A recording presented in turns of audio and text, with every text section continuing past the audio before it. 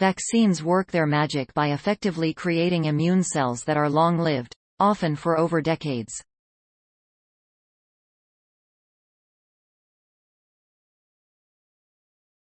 These immune cells create both a protective barrier that can prevent or minimize reinfection and a memory that allows us to recognize an old invader like a virus and to kill it before it causes disease.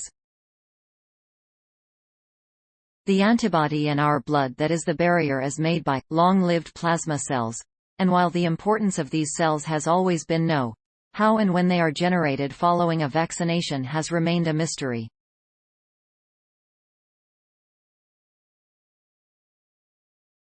A research team led by Dr. Marcus Robinson and Professor David Tarleton from Monash University's Immune Memory Laboratory, and published in the Science Immunology Journal, has shown in real time how immune memory cells are stored in the bone marrow at around 1 single cell per hour for several weeks.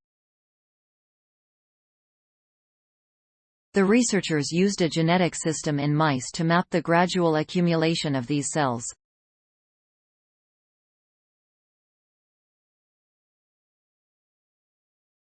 This system, called timestamping, allows the researchers to indelibly mark all the plasma cells present at a given time after vaccination and then to return later and identify those that have survived and are thus long-lived. By doing this regularly following vaccination, the researchers revealed the history of the accumulation of these long-lived cells, pinpointing when they were made and where they went.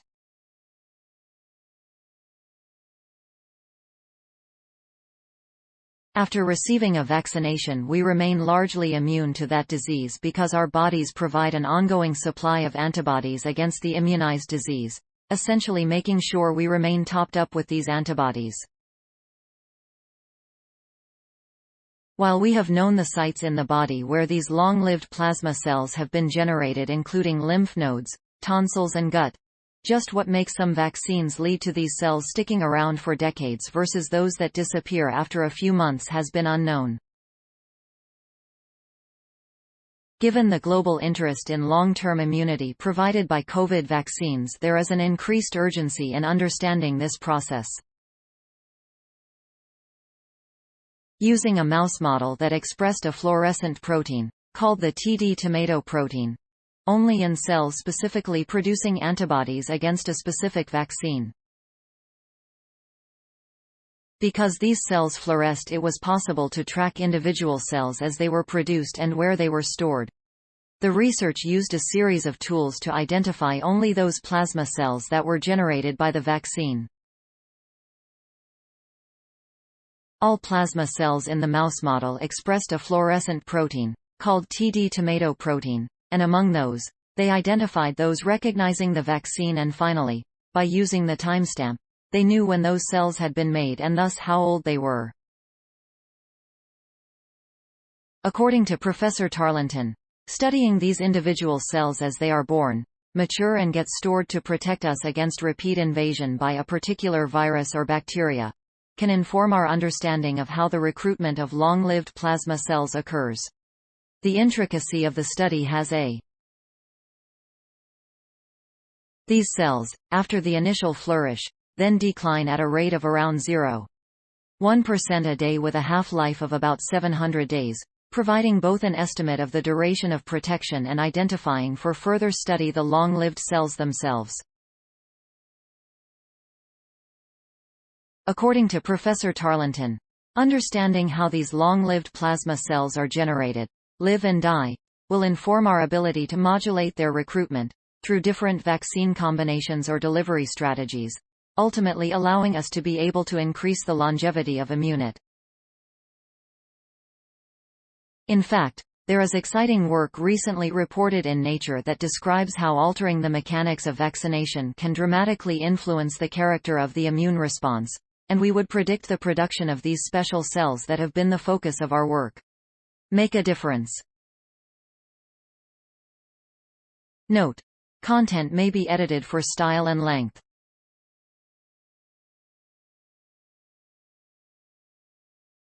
Journal reference: Marcus James Robinson, Mark R. Dowling, Catherine Pitt, Christy O'Donnell, Rosella H. Webster, Danica L. Hill, Joji Ding, Alexandra R. Dvorskyk, Erica J. Brody, Philip D. Hodgkin, Isaac Quast, David Matthew Tarleton.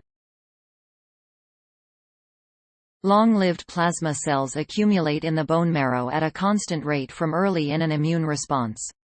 Science Immunology. 2022. 7, 76, doi. 10. 1126, Sci Immunol. ABM 8389. Cite this page. Monash University. Tracking the pathway to immunity. One cell at a time. What happens to immune cells after vaccination? In real time. Science Daily. Science Daily. The 28th of October 2022. ift.tt/itorkc1. Monash University. 2022, October 28. Tracking the pathway to immunity. One cell at a time. What happens to immune cells after vaccination? In real time.